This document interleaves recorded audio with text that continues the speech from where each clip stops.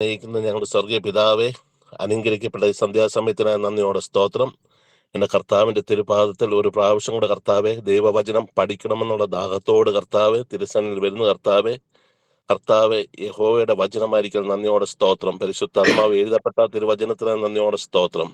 കർത്താവെ, നിന്റെ ദാസനിൽ കൂടി നിന്റെ വചനം ഞങ്ങൾക്ക് പറഞ്ഞു തരുമ്പോൾ കർത്താവെ, ഞങ്ങളുടെ ഹൃദയങ്ങളെയും ഞങ്ങളുടെ ആത്മകണ്ണുകളെ എല്ലാം ഒന്ന് തുറന്നു തരുമാറാകണമെന്ന് പ്രാർത്ഥിക്കുന്നു. ദാസന്റെ വായോടുകൂടെ കർത്താവെ ദൈവവചനം കർത്താവെ അവിടുന്ന് വെളിപ്പെടുത്തി തരുമാറാകണമെന്ന് പ്രാർത്ഥിക്കുന്നു. കേൾക്കുന്ന വചനം ഞങ്ങളത് വിശ്വാസത്തോടെ ഏറ്റെടുത്തുകൊണ്ട് കർത്താവെ അനുദിനം ജീവിപ്പാള കൃപ ഞങ്ങൾക്ക് നൽകി തരുമാറാകണമെന്ന് പ്രാർത്ഥിക്കുന്നു. ഈ സൂം പ്ലാറ്റ്ഫോമിൽ കൂടിയിരിക്കുന്ന എല്ലാ മക്കളെയും കർത്താവെ വരുവാനുള്ളവരെയും എത്രയും പെട്ടെന്ന് കൊണ്ടുവരുമാറാകണമെന്ന് പ്രാർത്ഥിക്കുന്നു. കർത്താവെ, കേൾക്കുന്ന ഓരോരോ വചനവും കർത്താവെ യേശുവെ ഞങ്ങൾ അത് ഉള്ളിൽ സംഭരിച്ചുകൊണ്ട് കർത്താവെ ഞങ്ങൾ അത് അയയോർക്കാനുള്ള കൃപ ഞങ്ങൾക്ക് നൽകി തരുമാറാകണമെന്ന് പ്രാർത്ഥിക്കുന്നു. മറഞ്ഞിരിക്കുന്ന മർമ്മങ്ങൾ കർത്താവിടുന്ന് വെളിപ്പെടുത്തി തരുമാറാകണമെന്ന് പ്രാർത്ഥിക്കുന്നു. കർത്താവിന്റെ ജ്ഞാനത്തിൽ ഞങ്ങൾ നിറയ്ക്കണമെന്ന് പ്രാർത്ഥിക്കുന്നു. എല്ലാ മഹത്വം ദൈവത്തിന് സമർപ്പിക്കുന്നു. കർത്താവെ, നീ മാത്രം അവിടുന്ന് മഹത്വം എടുത്തിരിക്കാൻ കൃപയ്ക്ക് നന്ദിയോടെ സ്തോത്രം. യേശുവിന്റെ നാമത്തിൽ തന്നെ ആമേൻ, ആമേൻ. കർത്താവിന്റെ തിരുനാമത്തിന് സ്തോത്രം ചെയ്യുന്നു. എല്ലാ കർത്താവിൽ പ്രിയരായ വിശുദ്ധന്മാർക്കും എൻ്റെ സ്നേഹവന്ദനങ്ങളെ അറിയിക്കുകയാണ്. കർത്താവ് ഓരോ ദിവസവും നമ്മളെ അവിടെയായിട്ട് നടത്തി പരിപാലിക്കുന്നു. ദൈവത്തിന്റെ കൃപയാൽ നമുക്ക് വീണ്ടും ഒരിക്കൽ കൂടി ഇങ്ങനെ ഈ ഗൂഗിൾ മീറ്റിന്റെ പ്ലാറ്റ്ഫോമിൽ ക്ലാസ്സിനായിട്ട് കൂടി വരുവാൻ കർത്താവ് കൃപ ചെയ്തിരിക്കുന്നു. ദൈവവചനം പ്രാഗൽഭ്യത്തോടെ പഠിപ്പിക്കുവാനും പഠിക്കുവാനും കർത്താവ് നമ്മളെല്ലാവർക്കും കൃപ തരേണ്ടതിനായിട്ട് പ്രാർത്ഥനയോടെ ദൈവസന്നിധിയിൽ നമുക്കായിരിക്കാം. കഴിഞ്ഞ ക്ലാസ്സിൽ പൗലോസ് എഫെസോസിലായിരിക്കുമ്പോൾ കൊരിന്തിൽ താൻ മുൻപ് കടന്നുപോയി സുവിശേഷം അറിയിച്ച് 18 മാസക്കാലം കൊരിന്തിൽ പാർത്ത് സുവിശേഷം അറിയിച്ച് കൊരിന്തിൽ ഒരു സഭ, അനുഗ്രഹിക്കപ്പെട്ട ഒരു കൂട്ടം ദൈവജനം ഉണ്ടാകുവാനിടയായി. അവർ ഒരു കൃപാവരത്തിനും കുറവില്ലാത്ത ആൾക്കാരായിരുന്നു. ഒരു കൃപാവരത്തിനും കുറവില്ലാത്ത ആൾക്കാരായിരുന്നു കൊരിന്തിലെ ദൈവസഭ. എന്നാൽ അവരുടെ ഇടയിൽ ജഡീകന്മാരും ഉണ്ടായിരുന്നു. പൗലോസ് തന്റെ 3ാമത്തെ മിഷണറി യാത്രയിൽ എഫെസോസിലായിരിക്കുമ്പോൾ ക്ലോവയുടെ ആളുകൾ, ക്ലോവയുടെ ഭവനക്കാർ, ഹൗസ് ഓഫ് ക്ലോവ എന്നാണ് ഇംഗ്ലീഷ് പറയുന്നത്, കൊരിന്തിയ സഭയിൽ നിന്നും ചില ഡെലിഗേറ്റ്സ് പൗലോസിനെ കാണാൻ വരികയാണ്. കൊരിന്ത് സഭയിൽ ചില പ്രശ്നങ്ങൾ, നിങ്ങൾ ഈ സ്ക്രീനിൽ കാണുന്ന പ്രശ്നങ്ങൾ, ആ പ്രശ്നങ്ങൾ അവരുടെ ഇടയിൽ ദൈവം അയച്ച അപ്പോസ്തലനായ പൗലോസിന്റെ അടുക്കലേക്ക് ആ പ്രശ്നങ്ങളുമായിട്ട് അവർ വരികയാണ്. ആ പ്രശ്നങ്ങൾക്ക് പരിഹാരം ഉണ്ടാക്കണം. ആ പ്രശ്നങ്ങൾ ഓരോന്നായിട്ട് അഭിസംബോധന ചെയ്ത് പൗലോസ് സംസാരിക്കുമ്പോൾ ഒന്നാമത് ഏറ്റവും വലിയ പ്രശ്നമായി പൗലോസ് കാണുന്നത് ദൈവസഭയിൽ ഭിന്നപക്ഷങ്ങൾ. ചിലർ പൗലോസിന്റെ പക്ഷം എന്ന് പറയുന്നു, ചിലർ അപ്പല്ലോസിന്റെ പക്ഷം എന്ന് പറയുന്നു, ചിലർ കേഫാവിന്റെ പക്ഷം എന്ന് പറയുന്നു, ചിലർ ക്രിസ്തുവിന്റെ പക്ഷക്കാരെന്ന് പറയുന്നു. എന്നാൽ ഒരു നിലയിലും ദൈവസഭയിൽ ഭിന്നപക്ഷങ്ങൾ ഉണ്ടായിരിക്കുന്നത് ദൈവത്തിന് ഇഷ്ടമല്ല. തന്റെ പേരിൽ പോലും ചിലർ പക്ഷം തിരിഞ്ഞപ്പോൾ പൗലോസ് ചോദിക്കുകയാണ്, ക്രിസ്തു വിഭാഗിക്കപ്പെട്ടിരിക്കുന്നുവോ? ക്രിസ്തുവിനെ പങ്കിട്ട് നിങ്ങൾക്ക് ചിലർക്കായിട്ട് നൽകി തന്നിരിക്കുന്നുവോ?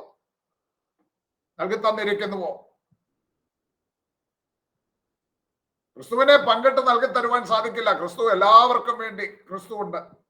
2, നിങ്ങൾക്ക് വേണ്ടി പ്രായശ്ചിത്തയാഗമായി നിങ്ങളെ വീണ്ടെടുത്തത് പൗലോസ് എന്ന ഞാനാണോ?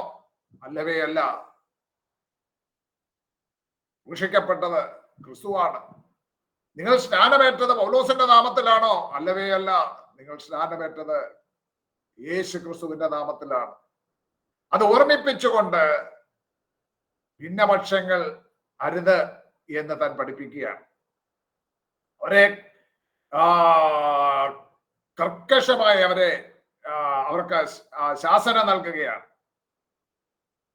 തുടർന്ന് നമ്മൾ ഇന്ന് പഠിക്കുവാൻ പോകുന്നത് 1:18 മുതൽ 31 വരെയുള്ള വാക്യങ്ങൾ, അതും സഭയിലെ ഭിന്നപക്ഷങ്ങൾ സംബന്ധിച്ച് 1:18 മുതൽ 31 വരെയുള്ള വാക്യങ്ങളിൽ ദൈവ ശക്തിയും ദൈവജ്ഞാനവും എന്ന വിഷയമാണ് പൗലോസ് അവിടെ അഭിസംബോധന ചെയ്യുന്നത്. ദൈവശക്തിയും ദൈവ ജ്ഞാനവും, God's power and God's wisdom.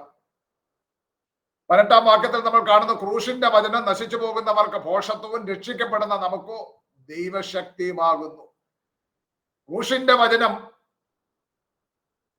രക്ഷിക്കപ്പെടുന്നവർക്ക് അത് ദൈവശക്തിയാണ്. വചനത്തിന് അതിൻ്റെതായ ഒരു ശക്തിയുണ്ട്, വചനത്തിന്റെ ശക്തി. കൊരിന്ത സഭയിലെ ഏറ്റവും വലിയ പ്രശ്നങ്ങളിലൊന്ന് ഞാൻ പറഞ്ഞല്ലോ, യവന തത്വചിന്തകന്മാരുടെ തത്വജ്ഞാനങ്ങൾ, ഫിലോസഫിക്കൽ തോട്ട്സ്. അഥേനയിൽ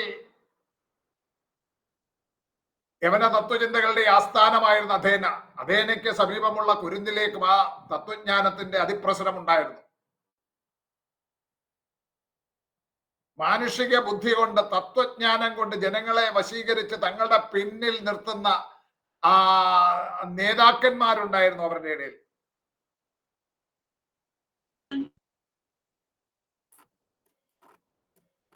അങ്ങനെയുള്ള തത്വചിന്തകളുടെ ഇടയിൽ ക്രൂശിനെ സംബന്ധിച്ച് പ്രസംഗിക്കുന്നത്, ക്രൂശിന്റെ വഴി പ്രസംഗിക്കുന്നത്, സുവിശേഷം അറിയിക്കുന്നത്, അത് അവർക്ക് ഭോഷത്വമായി തോന്നി, ചിലർക്ക് ഭോഷത്വമായി തോന്നി. അതുകൊണ്ടാണ് പൗലോസ് പറയുന്നത്, ക്രൂശിന്റെ വചനം ചിലർക്ക് ഭോഷത്വമാണ്. ആർക്കാണ്? നശിച്ചു പോകുന്നവർ. എന്തുകൊണ്ടാണ് ക്രൂശിന്റെ വഴി ഭോഷത്വമായി തോന്നിയത്? ഒന്ന്, ക്രൂശിന്റെ വചനം അഥവാ സുവിശേഷം, സുവിശേഷ സന്ദേശം അവർക്ക് ഭോഷത്വമായി തോന്നി. The message of the cross seemed foolish to them, foolishness to them. The message of the gospel is very simple. വളരെ ലളിതമായി തോന്നുന്ന, അല്ലെങ്കിൽ ലളിതമായ ഒരു സന്ദേശമാണ് ക്രൂശിന്റെ സന്ദേശം. അവരുടെ കാതുകൾ തത്വചിന്തകൾ കേട്ട് അങ്ങനെ അതിലിങ്ങനെ ആകൃഷ്ടരായ ജനങ്ങളായിരുന്നു കൊരിന്തിലുണ്ടായിരുന്നത്. അതുകൊണ്ടാണ് അവിടെ ഒരു ഭാഗം അപ്പല്ലോസിന്റെ പക്ഷക്കാർ എന്ന് പറഞ്ഞ് തിരിയുവാനിടയായത്. പൗലോസ് അത്യധ്വാനം ചെയ്ത്, അവിടെ പൗലോസ് മുഖാന്തരമാണ് കൊരിന്തിൽ ഒരു സഭ ഉളവാകുന്നത്. എന്നാൽ പൗലോസിന്റെ പിന്നാലെ അപ്പല്ലോസ് അവിടേക്ക് പോയി. ഞാൻ കഴിഞ്ഞ ക്ലാസ്സിൽ പറഞ്ഞതാണ്, ഈ പക്ഷങ്ങൾക്കൊന്നും അപ്പോസ്തലന്മാർ ഉത്തരവാദികളല്ല. പൗലോസ് ഉത്തരവാദിയല്ല, അപ്പല്ലോസ് ഉത്തരവാദിയല്ല, കേഫ ഉത്തരവാദിയല്ല, ക്രിസ്തുവിന്റെ പേരിലും ഒരു ഭാഗമുണ്ട്. അപ്പം ഈ പക്ഷങ്ങൾക്കൊന്നും ഇവരാരും ഉത്തരവാദിയല്ല. ഇവരുടെ പേര് പറഞ്ഞ് ചില പക്ഷങ്ങൾ തിരിഞ്ഞിരിക്കുക. അപ്പല്ലോസിന്റെ പക്ഷം എന്ന് പറയുന്നത് ഈ വലിയ ഫിലോസഫിക്കൽ തോട്ട്സ് ഒക്കെ കേട്ടിരുന്ന ആൾക്കാർക്ക് ആ അപ്പല്ലോസിനെ പറ്റി നമുക്കറിയാം. അപ്പല്ലോസിനെ ആദ്യമായിട്ട് ബൈബിളിൽ ഇൻട്രൊഡ്യൂസ് ചെയ്യുന്നത് എവിടെയാണ്? അപ്പോസ്തലപ്രവൃത്തി 18-ാം വാക്യത്തിലാണ് അപ്പല്ലോസിനെ ഇൻട്രൊഡ്യൂസ് ചെയ്യുന്നത്. ഒന്ന് വായിച്ചേ, അവിടെ 18-24.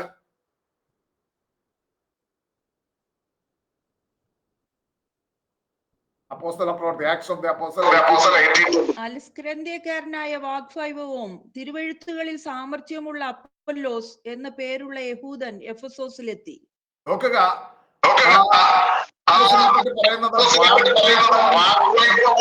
തിരുവെഴുത്തുകളിൽ സാമർഥ്യം, അതായത് പഴയ നിയമം. തിരുവെഴുത്തുകൾ എന്ന് അവിടെ പറയുന്ന പഴയ നിയമം അന്നുണ്ടായിരുന്നു, അത് അതേ ഉള്ളല്ലോ. പിന്നീടല്ലേ ലേഖനങ്ങളും മറ്റും വരുന്നത്. അപ്പം യഹൂദന്മാരുടെ തനക്ക് അഥവാ തോറ, നബീബിയും കെതൂബിയും ചേർന്ന് വരുന്ന ആ തിരുവെഴുത്തുകളിൽ നല്ല ജ്ഞാനമുള്ളവനായി, നല്ല വാഗ്വൈഭവമുള്ളവനായ ഒരു മികച്ച വാഗ്മിയായിരുന്നു അപ്പല്ലോസ്. അപ്പം കൊരിന്തിലുള്ള ചിലർക്കൊക്കെ അപ്പല്ലോസിന് ഒരു മമത തോന്നിയത് സ്വാഭാവികമാണ്. സൗരങ്ങളെ, നിങ്ങള് മൈക്ക് മ്യൂട്ട് ചെയ്ത് വെക്കണം.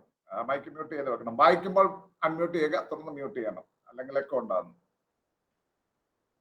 പൗലോസ് അപ്പോസ്തലൻ കൊരിന്തിൽ നഗരത്തിൽ താമസിക്കുന്ന കാലത്താണ് റോമർക്ക് ലേഖനം എഴുതിയത്. റോമർക്ക് ലേഖനം എഴുതുമ്പോൾ പൗലോസ് പറയുന്നുണ്ട്, സുവിശേഷത്തെ കുറിച്ച് എനിക്ക് ലജ്ജയില്ല. റോമാലേഖനം 1:16 വാക്യത്തിൽ പറയുന്ന സുവിശേഷത്തെ കുറിച്ച് എനിക്ക് ലജ്ജയില്ല. വിശ്വസിക്കുന്ന ഏവനും, ആദ്യം യഹൂദനും പിന്നെ യവനനും, അത് രക്ഷയ്ക്കായി ദൈവശക്തിയാകുന്നുവല്ലോ. ക്രൂശിന്റെ വചനം അത് റോമാ നഗരം പോലെയുള്ള ഒരു മെട്രോപോളിസിൽ താമസിക്കുന്നവരായാലും കൊരിന്ത് പോലുള്ള ഒരു യവന പട്ടണത്തിൽ പാർക്കുന്നവരായാലും, യവനന്മാർ അധികമുള്ള ഒരു പട്ടണത്തിൽ പാർക്കുന്നവരായാലും, യഹൂദിയാദേശത്ത് പാർക്കുന്നവരായാലും, എവിടെയുള്ള ജനമായാലും ക്രൂശിന്റെ വചനം അത് പ്രസംഗിക്കുവാൻ എനിക്ക് ലജ്ജയില്ല. സുവിശേഷത്തെ കുറിച്ച് എനിക്ക് ലജ്ജയില്ല. ആർക്ക് എഴുതുന്ന? റോമാ നഗരത്തിലുള്ളവർക്ക്. നിങ്ങളൊന്ന് നോക്കിക്കാട്ടെ, ഈ അപ്പോസ്തലനായ പൗലോസിന്റെ യാത്രകളെ പറ്റിയുള്ള ഒരു ചിത്രം ഞാൻ എടുത്ത് അതില് എനിക്ക് റോം എന്ന് പറയുന്നത് ഇങ്ങ് പടിഞ്ഞാറ്, ഈ പ്രദേശമാണ് റോം. നിങ്ങൾക്ക് ഞാൻ ആ റെഡ് കളർ മാർക്ക് ചെയ്യുന്ന കാണാമെന്ന് കരുതുന്നു. അവിടെ നിന്നും വളരെ ദൂരെ ഇങ്ങ് യെരുശലേം അല്ലെങ്കിൽ യഹൂദിയാ ദേശം, ഈ പ്രദേശങ്ങൾ ഏതാണ്ട് ഒരു 2000 കിലോമീറ്ററിലധികം ദൂരെ. ഇന്ന് 2000 കിലോമീറ്റർ എന്ന് പറഞ്ഞാൽ വലിയ ദൂരമൊന്നുമല്ല. 2000 കിലോമീറ്റർ എന്ന് പറയുന്നത് ഇന്ന് രാവിലെ പ്ലെയിനെ കയറിയാൽ 1 മണിക്കൂർ കഴിയുമ്പോൾ ചെല്ലുന്ന ദൂരമേ ഉള്ളൂ, അല്ലെ 2 മണിക്കൂർ. എന്നാൽ ആ കാലത്ത് ഇത്രയധികം ദൂരെ പാർക്കുന്ന, റോമാ നഗരത്തിൽ പാർക്കുന്നവർക്ക് ഇവിടെ യഹൂദിയാദേശത്ത് ജീവിച്ചിരുന്ന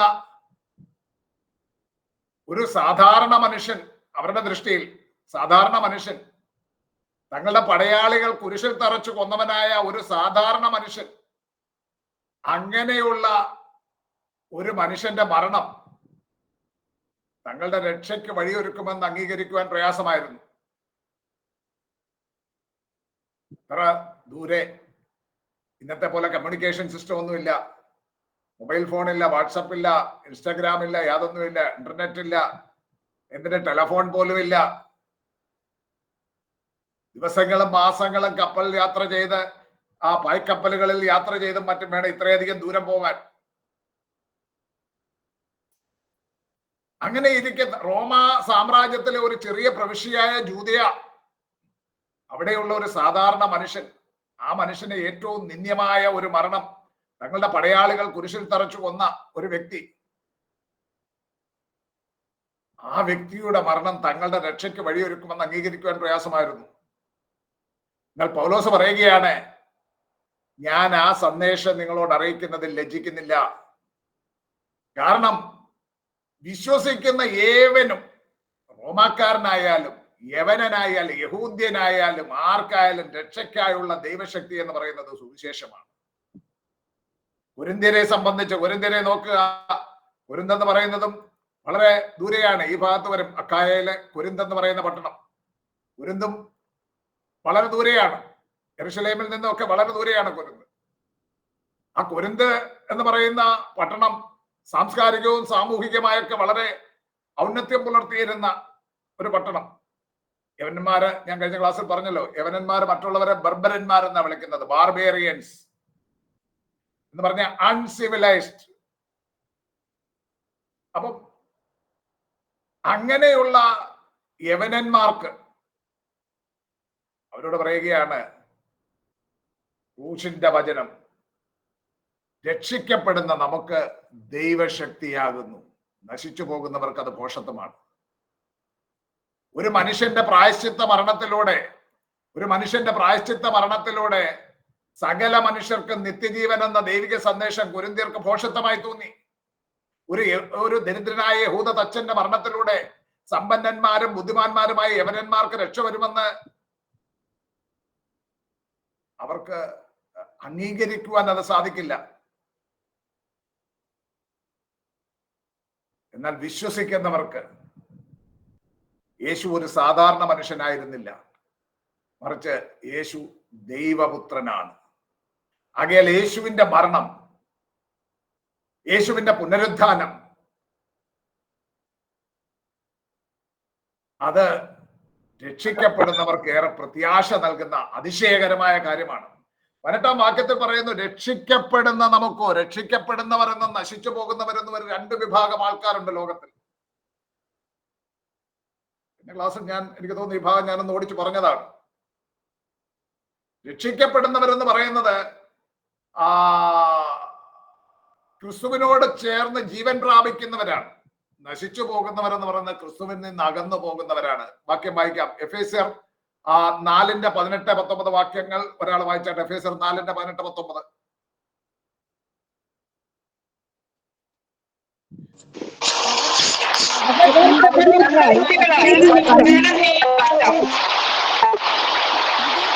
നിമിത്തം തന്നെ ദൈവത്തിന്റെ മനം തഴമ്പിച്ചു പോയവർ ആകയാൽ അത്യാഗ്രഹത്തോടെ സകല അശുദ്ധിയും പ്രവർത്തിപ്പാൻ ദുഷ്കാമത്തിന് തങ്ങളെ തന്നെ ഏൽപ്പിച്ചിരിക്കുന്നു.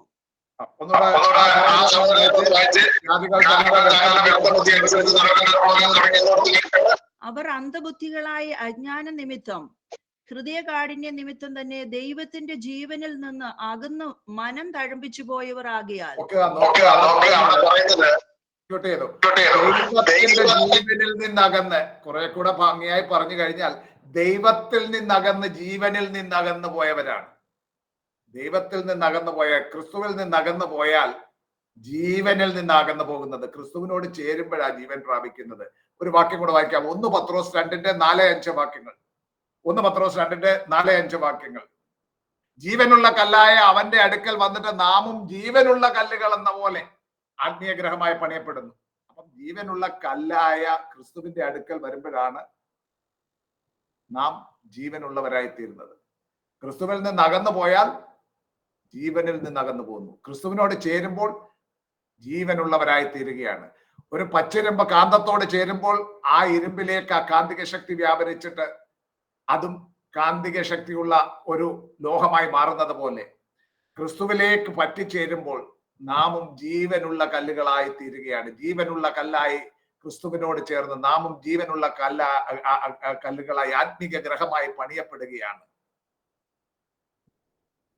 അപ്പൊ രക്ഷിക്കപ്പെടുന്നവരെന്ന് പറയുന്നത് ജീവനുള്ള കല്ലായ ക്രിസ്തുവിനോട് ചേരുന്നവരാ. നശിച്ചു പോകുന്നവരാരാ? ക്രിസ്തുവിന്റെ ജീവനിൽ നിന്ന് അല്ലെങ്കിൽ ക്രിസ്തുവിൽ നിന്ന് അകന്നു പോയിക്കൊണ്ടിരിക്കുന്നവരാണ്, അല്ലെങ്കിൽ അകന്നു വസിക്കുന്നവരാണ്. ക്രൂശിന്റെ വചനം നശിച്ചു പോകുന്നവർക്ക് ഭോഷത്വം, രക്ഷിക്കപ്പെടുന്നവർക്ക് ദൈവശക്തിയാണ്. രക്ഷിക്കപ്പെടുന്ന നമുക്കോ? രക്ഷിക്കപ്പെടുക എന്ന് പറയുമ്പോൾ യേശുക്രിസ്തുവിൽ വിശ്വസിക്കുന്ന നിമിഷം നാം രക്ഷിക്കപ്പെടുകയാണ്. യേശുക്രിസ്തുവിൽ വിശ്വസിക്കുന്ന നിമിഷം നാം രക്ഷിക്കപ്പെടുക എന്ന് പറയുമ്പോൾ നീതീകരണമാണ് അവിടെ സംഭവിക്കുന്നത്. ദൈവം മുൻപാകെ നാം നീതീകരിക്കപ്പെട്ടവരായി കണക്കിടുകയാണ്. പാപത്തിന്റെ ശിക്ഷയായ മരണത്തിൽ നിന്ന് നാം രക്ഷ പ്രാപിക്കുകയാണ്. രക്ഷിക്കപ്പെട്ടു. ദാറ്റ് ഈസ് ജസ്റ്റിഫിക്കേഷൻ, നീതീകരണം. എന്നാൽ രക്ഷിക്കപ്പെടുക എന്ന് പറയുന്നത് ഒരു കണ്ടിന്യൂസ് പ്രോസസ്സും കൂടെയാണ്. ദൈവം വായിക്കുമ്പോൾ നമുക്ക് അങ്ങനെ മനസ്സിലാകുന്നത്. അതായത് ഓരോ ദിവസവും ദൈവത്തിന്റെ വചനത്താലും പരിശുദ്ധാത്മാവിനാലും ശുദ്ധീകരണം പ്രാപിച്ച് നാം രക്ഷിക്കപ്പെട്ടുകൊണ്ടേയിരിക്കും. ദാറ്റ് ഈസ് സാങ്ക്ടിഫിക്കേഷൻ അല്ലെങ്കിൽ വിശുദ്ധീകരണം. അപ്പോൾ ഒന്നാമത് ജസ്റ്റിഫിക്കേഷൻ അഥവാ നീതീകരണം, അത് വിശ്വസിക്കുന്ന നിമിഷം സംഭവിക്കുന്നു. രണ്ടാമത് നാം ഓരോ ദിവസവും വചനത്താലും ആത്മാവിനാലും ശുദ്ധീകരണം പ്രാപിച്ച് രക്ഷിക്കപ്പെട്ടുകൊണ്ടേയിരിക്കുകയാണ്. ദാറ്റ് ഈസ് സാങ്ക്ടിഫിക്കേഷൻ അഥവാ വിശുദ്ധീകരണം. Sanctification, justification, then sanctification. It is a continuous process till the end of our life or the coming of our Lord Jesus Christ. കർത്താവിന്റെ മടങ്ങി വരവാണോ നമ്മുടെ മരണമാണോ ഏതാദ്യം സംഭവിക്കുന്നു അതുവരെയും ഈ സാങ്ക്ടിഫിക്കേഷൻ എന്നുള്ള പ്രോസസ്സ് കണ്ടിന്യൂ ചെയ്തുകൊണ്ടിരിക്കും. നാം രക്ഷിക്കപ്പെട്ടുകൊണ്ടേയിരിക്കുകയാണ്. ഇനി കർത്താവിന്റെ മടങ്ങി വരവിൽ നാം രക്ഷിക്കപ്പെടും എന്ന് പറഞ്ഞാൽ അന്ന് ഗ്ലോറിഫിക്കേഷൻ അല്ലെങ്കിൽ തേജസ്കരണം എന്ന് പറയുന്നതാണ് അന്ന് സംഭവിക്കുന്നത്. അപ്പൊ രക്ഷിക്കപ്പെട്ടു, ജസ്റ്റിഫിക്കേഷൻ, രക്ഷിക്കപ്പെട്ടുകൊണ്ടേയിരിക്കുന്നു, സാങ്ക്ടിഫിക്കേഷൻ, ഇനി രക്ഷിക്കപ്പെടും, ദാറ്റ് ഈസ് ഗ്ലോറിഫിക്കേഷൻ അല്ലെങ്കിൽ തേജസ്കരണം. മറ്റൊരു നിലയിൽ പറഞ്ഞാൽ ഞാൻ വിശ്വസിച്ച നിമിത്തം പാപത്തിന്റെ ശിക്ഷയായ മരണത്തിൽ നിന്ന് രക്ഷ പ്രാപിക്കുന്നു. പാപത്തിന്റെ ശിക്ഷയായ മരണത്തിൽ നിന്ന് രക്ഷ പ്രാപിക്കുന്നു. ഓരോ ദിവസവും നാം വചനത്താലും ആത്മാവിനാലും വിശുദ്ധീകരിക്കപ്പെട്ട് പാപത്തിന്റെ ശക്തിയിൽ നിന്ന് രക്ഷിക്കപ്പെട്ടുകൊണ്ടേയിരിക്കുന്നു. പുനരുദ്ധാനത്തിൽ നാം പാപത്തിന്റെ സാന്നിധ്യത്തിൽ നിന്ന് എന്നേക്കുമായി രക്ഷിക്കപ്പെടും.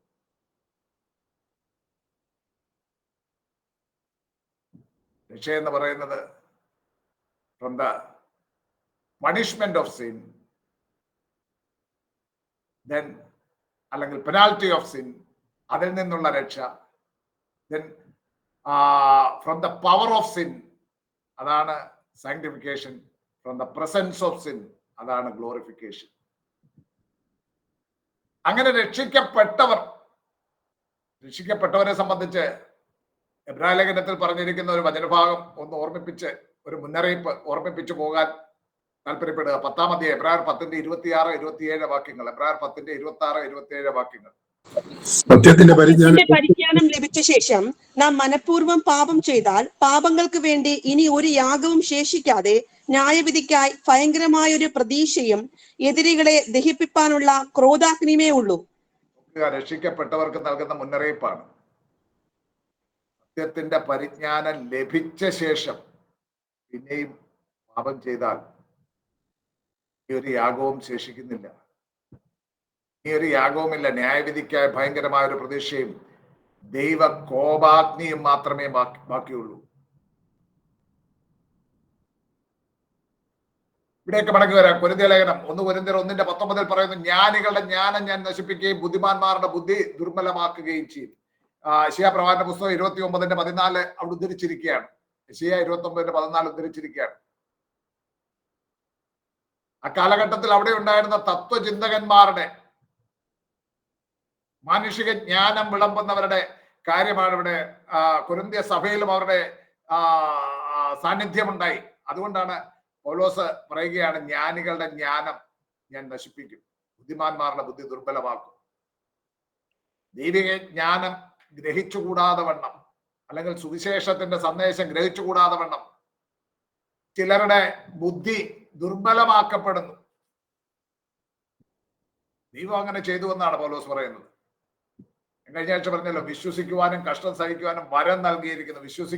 നമ്മൾ വിശ്വസിക്കുന്നുവെങ്കിൽ അത് ദൈവത്തിന്റെ കൃപയാൽ നമുക്കതൊരു ഗിഫ്റ്റ് ആയിട്ട് വിശ്വാസം ലഭിച്ചത് കൊണ്ടാണ്. കർത്താവ് വിത്ത് വിതയ്ക്കുന്ന ഉപമയും മറ്റും പറഞ്ഞു കഴിയുമ്പോൾ അതിന്റെ അർത്ഥം തന്റെ ശിഷ്യന്മാർക്ക് മാറിയിരുന്ന് വിവരിച്ചു കൊടുക്കുന്നുണ്ട്.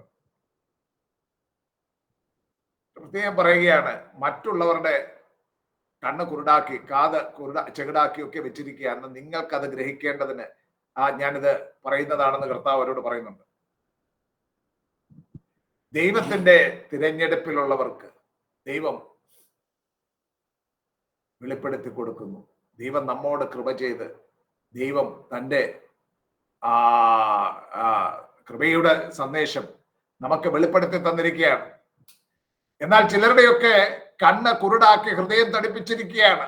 യോഹന്നാൻ 12:37-40 വരെയുള്ള വാക്യങ്ങളിൽ, യോഹന്നാൻ എഴുതിയ സുവിശേഷം 12:37-40 വരെയുള്ള വാക്യങ്ങൾ എടുത്തെങ്കിൽ വായിക്കാം. അവിടെ പറയുന്നുണ്ട്, ദൈവം അവരുടെ കണ്ണ് കുരുടാക്കി ഹൃദയം തടിപ്പിച്ചിരിക്കുന്നു.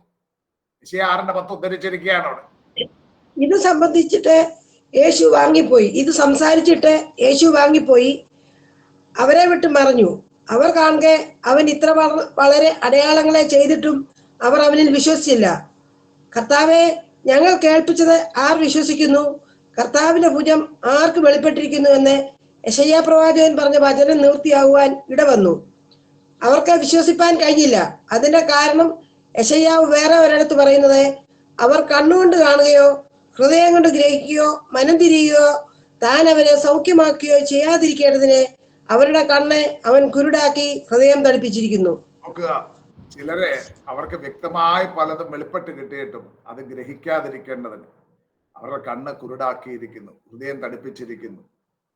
ശിവ പറഞ്ഞു ഉദ്ധരിച്ചുകൊണ്ട്, അത് പഴയ നിയമത്തിൽ മാത്രം പ്രസക്തമല്ല, പുതിയ നിയമത്തിലും പ്രസക്തമായ ഒരു കാര്യമാണെന്നുള്ളത് യോഹന്നാൻ അവിടെ എഴുതുകയാണ്. ഇവിടെ 20-ാം വാക്യത്തിലേക്ക് വരാം. ജ്ഞാനി എവിടെ? ശാസ്ത്രി എവിടെ? ഒരു ചോദ്യം ചോദിച്ചിരിക്കുകയാണ്, ജ്ഞാനി എവിടെ, ശാസ്ത്രി എവിടെ, ഈ ലോകത്തിന്റെ താർക്കികൻ എവിടെ? ലോകത്തിന്റെ ജ്ഞാനം ദൈവം ഭോഷത്വമാക്കിയില്ലയോ? ജ്ഞാനി എവിടെയെന്ന് ചോദിക്കുമ്പോൾ നമുക്കറിയാം യവനന്മാരായ തത്വചിന്തകന്മാരെ കുറിച്ചാണ് പറയുന്നത്. ശാസ്ത്രി എന്ന് പറയുന്നത് യഹൂദന്മാരുടെ മത ന്യായപ്രമാണ പണ്ഡിതന്മാരെ പറ്റിയാണ് പറയുന്നത്.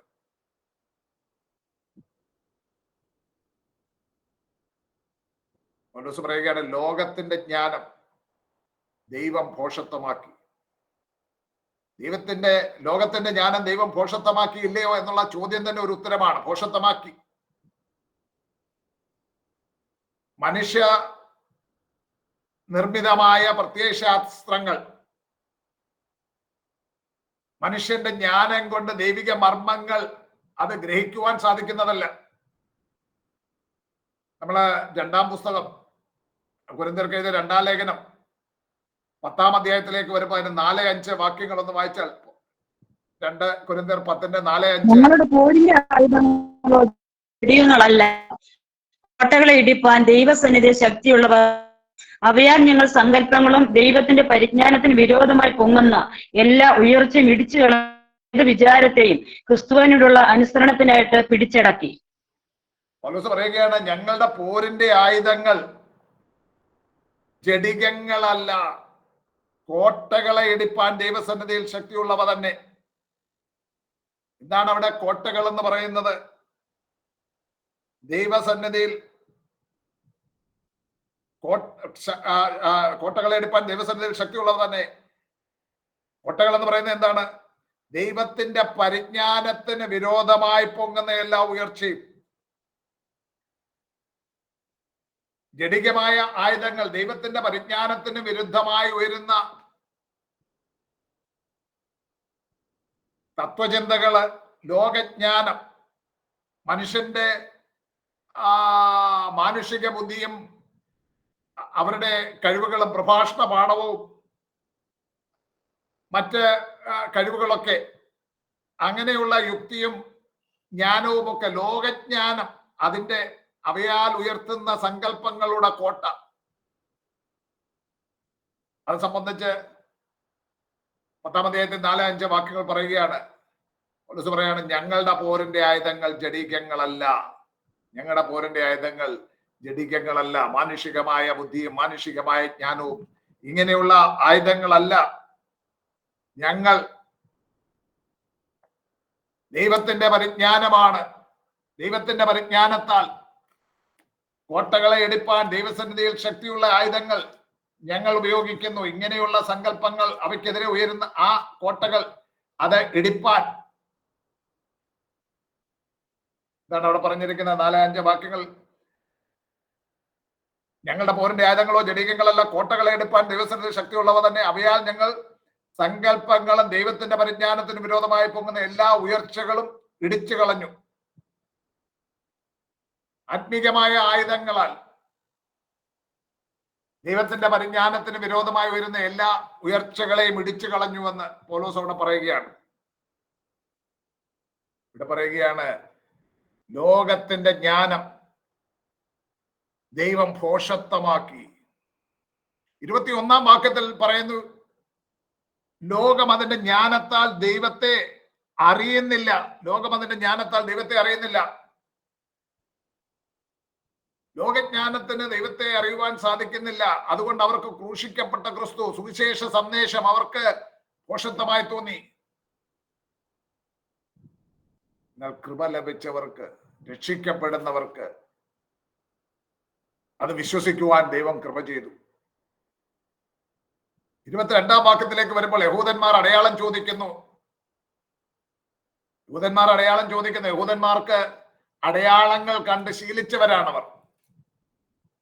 ഏലിയാവ് അടയാളങ്ങൾ ചെയ്തു. എലീശ പ്രവാചകൻ അടയാളങ്ങൾ പ്രവർത്തിച്ചിട്ടുണ്ട്. അവരുടെ പ്രവാചകന്മാർ പലരും അടയാളങ്ങൾ പ്രവർത്തിച്ചവരാണ്. മോശ, മിസ്രൈമിൽ നിന്നും അവരെ വീണ്ടെടുക്കുവാൻ ദൈവം ഉപയോഗിച്ച മോശ വളരെ അടയാളങ്ങൾ പ്രവർത്തിച്ചവനാണ്. മശിഹ വരുമ്പോഴും അങ്ങനെ അടയാളങ്ങൾ പ്രവർത്തിക്കുമെന്ന് അവർ വിശ്വസിച്ചിരുന്നു. അതുകൊണ്ടാണ് അവരെ യേശുക്രിസ്തുവിന്റെ ഐഹിക ശുശ്രൂഷ കാലഘട്ടത്തിൽ പലപ്പോഴും ശാസ്ത്രിമാരും മറ്റും യേശുവിന്റെ അടുക്കൽ വന്നിട്ട് ചോദിക്കുന്നുണ്ട്, റബ്ബി, നീ തന്നെയാകുന്നു മശിഹ എന്ന് ഞങ്ങൾ വിശ്വസിക്കേണ്ടതിന് ഒരു അടയാളം ചെയ്ത് കാണുവാൻ ഞങ്ങൾ ഇച്ഛിക്കുന്നു. അവരുടെ കൺമുൻപിൽ കുരുടന്മാർക്ക് കാഴ്ച കൊടുക്കുന്നു, മുടന്തന്മാർ നടക്കുമാറാകുന്നു, ചെകിടർ കേൾക്കുമാറാക്കുന്നു. ഇങ്ങനെയുള്ള നിരവധി അടയാളങ്ങൾ പ്രവർത്തിച്ചിട്ടും അവർ കർത്താവിന്റെ അടുക്കൽ വന്നിട്ട് പറയുകയാണ്, റബ്ബി, ഒരു അടയാളം ചെയ്യണം, ഞങ്ങൾ വിശ്വസിക്കും. കർത്താവ് അവരോട് പറയുന്നത് എന്താ പറയുന്നത്? ദോഷവും വ്യഭിചാരവുമുള്ള തലമുറ അടയാളം തിരയുന്നു. യോനാ പ്രവാചകന്റെ അടയാളമല്ലാതെ അതിന് അടയാളം ലഭിക്കുകയില്ല. Mathai 12:38, Mathew 12:38, Mathew 16:1-4, Mathew 16:1-4, mark 8:11-12, mark 8:11-12, John 2:18, John 2:18, John 6:30, John 6:30. ഈ വാക്യങ്ങളിലൊക്കെ ഈ സന്ദർഭവും ഈ കർത്താവിന്റെ ആ വാക്കുകളും നമുക്ക് കാണുവാൻ സാധിക്കും. അപ്പോൾ തന്നെ നല്ല ഉദ്ദേശത്തോടുകൂടി കർത്താവിന്റെ അടുക്കലേക്ക് വന്ന ചിലർക്ക് കർത്താവ് താൻ പ്രവർത്തിച്ച അടയാളങ്ങൾ ചൂണ്ടിക്കാണിക്കുന്നുണ്ട്. ആരാണ് നല്ല ഉദ്ദേശത്തോടുകൂടി കർത്താവിന്റെ അടുക്കൽ വന്ന അടയാളങ്ങൾ തിരയുന്നവർ?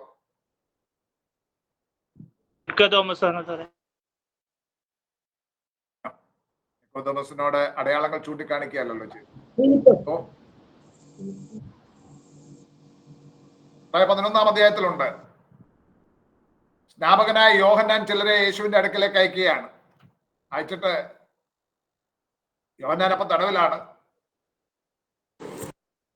വരുവാനുള്ളവൻ നീ തന്നെയോ എന്ന് ചോദിപ്പിക്കുകയാണ്. യോഹന്നാന് തന്റെ ശുശ്രൂഷ നിവർത്തിച്ചുവോ എന്നുള്ള കൺഫേം ചെയ്യണം. കാരണം യോഹന്നാൻ പ്രതീക്ഷിക്കുന്നത് മെഷിഹ വരും, ഇവിടെ ഒരു ഐഹികമായ ഒരു രാജ്യം സ്ഥാപിക്കുമെന്ന് പ്രതീക്ഷിച്ചു. പക്ഷെ അത് നടക്കുന്നില്ല. അപ്പോൾ യോഹന്നാൻ ആളുകളെ അയച്ചു ചോദിക്കുക. ആ ഭാഗം ഒന്ന് വായിച്ചേ, മാത്യു 11:4-5 വാക്യങ്ങൾ. യേശു അവരോട്, കുരുടർ കാണുന്നു, മുടന്തർ നടക്കുന്നു. ആരോടാണെന്നും കൂടെ ഉള്ള മേളിൽ നിന്നുള്ള ഭാഗവും കൂടെ വായിച്ചു. ആരോടാണ് പറയുന്നത്? വരുവാനുള്ളവൻ നീയോ, ഞങ്ങൾ മറ്റൊരുവനെ കാത്തിരിക്കുകയോ എന്ന് അവർ മുഖാന്തരം അവനോട് ചോദിച്ചു. യേശു അവരോട്, കുരുടർ കാണുന്നു, മുടന്തർ നടക്കുന്നു, കുഷ്ഠരോഗികൾ ശുദ്ധരായി തീരുന്നു, ചെകിടർ കേൾക്കുന്നു, മരിച്ചവർ ഉയർക്കുന്നു, ദരിദ്രരോട് സുവിശേഷം അറിയിക്കുന്നു എന്നിങ്ങനെ നിങ്ങൾ കേൾക്കുകയും കാണുകയും ചെയ്യുന്നത് യോഹന്നാനെ ചെന്ന് അറിയിപ്പീൻ. എന്നാൽ എങ്കിൽ ഇടറിപ്പോകാത്തവരെല്ലാം ഭാഗ്യവാൻ എന്ന് ഉത്തരം പറഞ്ഞു. നോക്കൂ, അവിടെ യോഹന്നാൻ അയച്ച ആ ശിഷ്യന്മാർ വന്ന് ചോദിക്കുമ്പോൾ യേശു മശിഹയുടെ അടയാളങ്ങളായി യെശയ്യാ പ്രവാചകൻ 35:3-6 വരെയുള്ള വാക്യങ്ങൾ പറഞ്ഞിരിക്കുന്ന, യെശയ്യാ ഒന്ന് എടുത്താട്ടെ, 35:3-6 വരെയുള്ള വാക്യങ്ങൾ. അവിടെ യെശയ്യാവിലൂടെ അരുളി ചെയ്തിരിക്കുന്ന അടയാളങ്ങൾ ഒന്നൊന്നായി അക്കമിട്ട് പറയുകയാണ്. ഞാൻ ഈ കാര്യങ്ങളൊക്കെ പ്രവർത്തിച്ചിരിക്കുന്നു എന്ന് നീ ചെന്ന് യോഹന്നാനോട് പറഞ്ഞുതരും, നിങ്ങൾ എന്ന് പറഞ്ഞുതരും. വായിച്ച യെശയ്യാ 35:3-6 വരെ. ഉഴഞ്ഞ മുഴങ്കാലുകളെ ഉറപ്പിപ്പീൻ, മനോഭീതി ഉള്ളവരോട് ധൈര്യപ്പെടുവീൻ, ഭയപ്പെടേണ്ട, ഇതാ നിങ്ങളുടെ ദൈവം, പ്രതികാരവും ദൈവത്തിന്റെ പ്രതിഫലവും വരുന്നു, അവൻ വന്ന് നിങ്ങളെ രക്ഷിക്കുമെന്ന് പറവീൻ.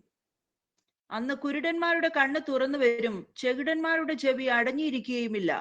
അന്ന് മുടന്തൻ മാനിനെ പോലെ ചാടും, ഊമന്റെ നാവും ഉല്ലസിച്ച് ഘോഷിക്കും. മരുഭൂമിയിൽ വെള്ളവും നിർജ്ജന പ്രദേശത്ത്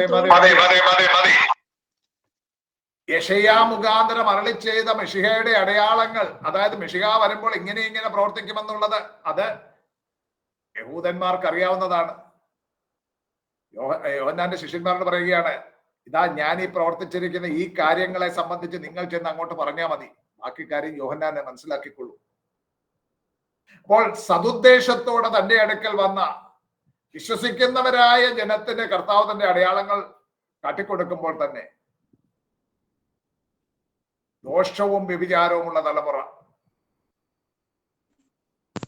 അവരോട് പറയുകയാണ്, നിങ്ങൾക്കിനി യോനാ പ്രവാചകന്റെ അടയാളമല്ലാതെ മറ്റൊരു അടയാളം ലഭിക്കുകയില്ല. യഹൂദന്മാർ അടയാളം അന്വേഷിക്കുന്നു, ചോദിക്കുകയും യവനന്മാർ ജ്ഞാനം അന്വേഷിക്കുന്നു. യവനന്മാർ തങ്ങളുടെ തത്വചിന്തകളിലൂടെ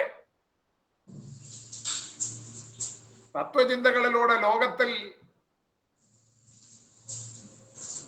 വളരെ സമാധാനവും ശാന്തിയും സമൃദ്ധിയുമുള്ള ഒരു ലോകത്തെ പണിയുവാൻ സാധിക്കുമെന്ന് പ്രതീക്ഷിച്ചിരുന്നവരാണ്.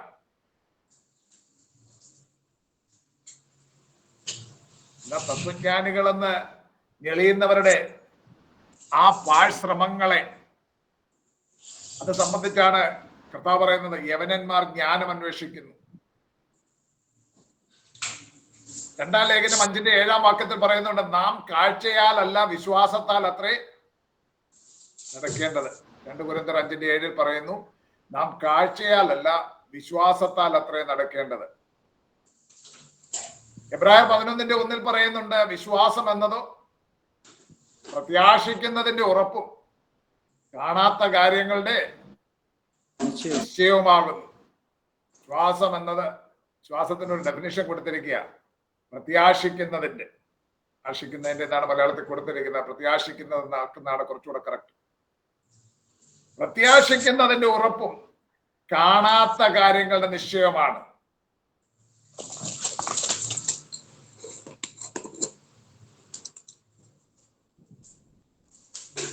ഇവിടെ കൂടെ മൈക്ക് മ്യൂട്ട് ചെയ്യുന്ന എന്നെ കൊണ്ട് പറയിപ്പിക്കാതെ, ആ പറഞ്ഞു വരുന്നതിന്റെ ഫ്ലോ അങ്ങ് പോകും. അപ്പോൾ അടയാളങ്ങൾ കണ്ട് വിശ്വാസത്തിൽ നടക്കാൻ, അടയാളങ്ങൾ കണ്ടിട്ടും വിശ്വാസത്തിൽ നടക്കുവാൻ യഹൂദന്മാർക്ക് പ്രാപ്തിയില്ലായിരുന്നു. അവരോട് പറയുകയാണ്, ഉയർത്തെഴുന്നേൽപ്പിന്റെ അടയാളമല്ലാതെ, യോനയുടെ അടയാളമല്ലാതെ നിങ്ങൾക്ക് മറ്റൊന്ന് കാണുവാനാവില്ല. ദോഷവും വ്യഭിചാരമുള്ള തലമുറ അടയാളങ്ങളുടെ പിന്നാലെ ഓടുന്നു. ഇന്നും അങ്ങനെയുള്ളവർ അടയാളങ്ങളുടെ പിന്നാലെ ഓടുക. തെസ്സലോനിക്ക ലേഖനത്തിൽ പൗലോസ് എഴുതിയിട്ടുണ്ട്, സാത്താൻ സകല വഞ്ചനയും പ്രവർത്തിക്കുന്നു. അവൻ വളരെ അടയാളങ്ങൾ പ്രവർത്തിക്കുമെന്ന് കർത്താവ് തന്നെ പറഞ്ഞിട്ടുണ്ട്. മത്തായി 24:24 പറയുന്നുണ്ട്. ദൈവജനങ്ങൾ അടയാളത്തിന്റെ പിന്നാലെ പോയി വഞ്ചിക്കപ്പെടരുത്. ഈ ലോകത്തിൽ നടന്ന ഏറ്റവും വലിയ അത്ഭുതം എന്ന്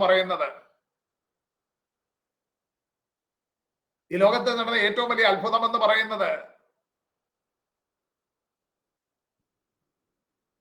അഖിലാണ്ടങ്ങളെ സൃഷ്ടിച്ചവനായ സൃഷ്ടാവാം ദൈവം ഈ ഭൂമിയിൽ തന്റെ സൃഷ്ടിയായ മനുഷ്യനെ പോലെ ഈ ഭൂമിയിൽ ജീവിച്ച് നമ്മുടെ വീണ്ടെടുപ്പ് നടത്തി എന്നുള്ളതാണ്. അമേരിക്കൻ ആസ്ട്രോനോട്ട് ആയിരുന്ന ജെയിംസ് ഇർവിനോട് ഒരിക്കൽ ആളുകൾ ചോദിച്ചു, ഒരു ഇന്റർവ്യൂവിൽ അദ്ദേഹത്തോട് ചോദിച്ചു, മനുഷ്യൻ ചന്ദ്രോപരിതലത്തിൽ നടന്നത്, വാക്കിംഗ് ഓൺ മൂൺ, അത് ഒരു ഭയങ്കര അത്ഭുതം തന്നെയല്ലേ എന്ന് ചോദിച്ചു. അദ്ദേഹം പറഞ്ഞു, അത് വലിയ അത്ഭുതമാണ്, മരിക്കുന്നത് വരെ എനിക്കത് മറക്കുവാൻ സാധിക്കില്ല. എന്നാൽ അതിനേക്കാൾ വലിയൊരു അത്ഭുതം ഈ ലോകത്ത് നടന്നിട്ടുണ്ട്. ആ അത്ഭുതം എന്ന് പറയുന്നത് ഈ ഗാലക്സികളെ സൃഷ്ടിച്ച, ഈ യൂണിവേഴ്സിനെ സൃഷ്ടിച്ച ആ സൃഷ്ടാവാം ദൈവം ഈ ഭൂപരപ്പിൽ നടന്നു എന്നുള്ളതാണ്. ബുദ്ധിമാനായ ജെയിംസ് ഇർവിന്റെ വാക്കുകൾ എത്ര സത്യമാണെന്നുള്ളത് ഒന്ന് ചിന്തിച്ചു നോക്കാം. നമ്മിൽ ഒരുവനെ പോലെ സൃഷ്ടാവാം ദൈവം ഈ ഭൂമിയിൽ നടന്നു, നമ്മുടെ വീണ്ടെടുപ്പിന് വേണ്ടി. കൊരിന്ത്യർക്ക് എഴുതിയ 1 ലേഖനത്തിലേക്ക് മടങ്ങി വരാം. അവിടെ 23-24 വാക്യങ്ങൾ പറയുന്നു, ഞങ്ങളോ ക്രൂശിക്കപ്പെട്ട ക്രിസ്തുവിനെ പ്രസംഗിക്കുന്നു, യഹൂദന്മാർക്ക് ഇടർച്ചയും ജാതികൾക്ക് ഭോഷത്വമെങ്കിലും യഹൂദന്മാരാകട്ടെ യവനന്മാരാകട്ടെ വിളിക്കപ്പെട്ട ഏവർക്കും ദൈവശക്തിയും ദൈവജ്ഞാനവുമായ ക്രിസ്തുവിനെ തന്നെ. ക്രൂശിക്കപ്പെട്ട ക്രിസ്തു യഹൂദന്മാർക്ക് ഇടർച്ചയാണ്. ഗലാത്യർ 3:13 അത് പറയുന്നുണ്ട്. മരത്തിൽ തൂങ്ങുന്നവനെല്ലാം ശപിക്കപ്പെട്ടവൻ. ആവർത്തന പുസ്തകം 21:22 ആവർത്തന പുസ്തകം ഡ്യൂട്രോണമി 21:22 അത് അവിടെ കോട്ട് ചെയ്യുകയാണ്, മരത്തിൽ തൂങ്ങുന്നവനെല്ലാം ശപിക്കപ്പെട്ടവൻ.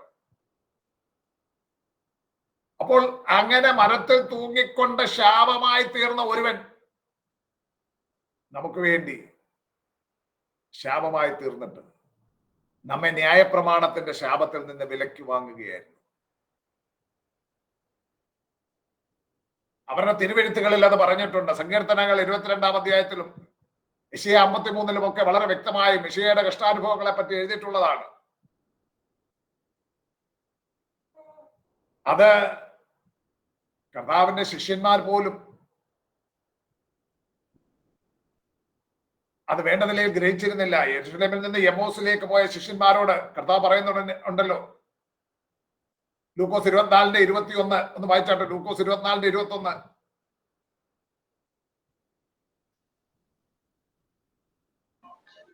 ഞങ്ങളോ അവൻ ഇസ്രായേലിനെ അവൻ വീണ്ടെടുപ്പാനുള്ള ഇസ്രായേലിനെ വീണ്ടെടുത്തു. ആശിച്ചിരുന്നു. ഇത് സംഭവിച്ചിട്ട് ഇന്ന് 3-ാം നാൾ ആകുന്നു. ആ ശിഷ്യന്മാരെ യേശുവാണ് അവരുടെ കൂടെ നടന്നതെന്ന് തിരിച്ചറിയാതെ പറയുകയാണ്. ഇപ്പൊ 3 ദിവസമായി, ഞങ്ങൾക്ക് വലിയ പ്രതീക്ഷയുണ്ടായിരുന്നു, പക്ഷെ പോയി, എല്ലാ പ്രതീക്ഷയും പോയി. അവനെ ഇതാ റോമാക്കാര് കുരിശിൽ തറച്ചു കൊന്നിരിക്കുന്നു. അതിന്റെ 25 മുതൽ 27 വരെയുള്ള വാക്യങ്ങളോട് തുറന്നു വായിച്ചാട്ട്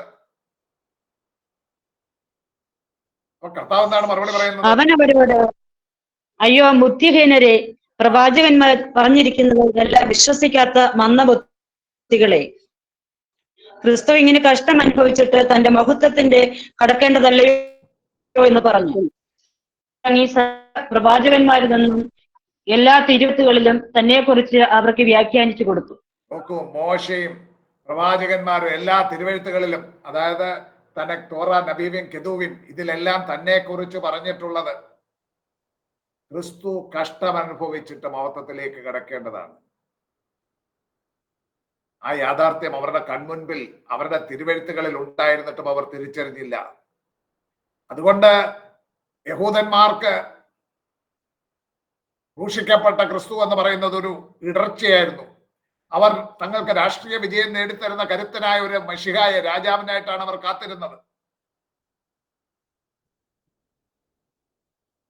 അവർക്ക് സുവിശേഷം ഒരു ഇടർച്ചക്കല്ലായിരുന്നു. യവനന്മാരെ സംബന്ധിച്ചിടത്തോളം ക്രൂശിക്കപ്പെട്ട ക്രിസ്തു എന്ന ആ ചിന്ത ഒരു പോഷത്വമായിരുന്നു. യഹൂദന്മാർക്ക് ഇടർച്ച, യവനന്മാർക്ക് പോഷത്വമെങ്കിലും ക്രൂശിക്കപ്പെട്ട ക്രിസ്തു അത് ദൈവശക്തിയും ദൈവജ്ഞാനവുമാണ്. ദൈവശക്തിയും ദൈവജ്ഞാനവുമായിരിക്കുന്നു. 2-ാം അധ്യായം 14-ാം വാക്യത്തിൽ പറയുന്നു, പ്രാകൃത മനുഷ്യൻ ദൈവാത്മാവിന്റെ ഉപദേശം കൈക്കൊള്ളുന്നില്ല, അത് അവന്റെ പോഷത്വമാകുന്നു. പ്രാകൃത മനുഷ്യൻ, നാച്ചുറൽ മാൻ, അവൻ ലോകപരമായിട്ട് എത്ര ബുദ്ധിമാനും ആയിക്കൊള്ളട്ടെ, ജ്ഞാനി ആയിക്കൊള്ളട്ടെ, പക്ഷേ ദൈവാത്മാവിന്റെ ഉപദേശം കൈക്കൊള്ളുവാൻ അവന് സാധിക്കില്ല. ആത്മീകമായി വിവേചിക്കേണ്ടതാണ്, അത് അവന് ഗ്രഹിക്കുവാൻ കഴിയില്ല.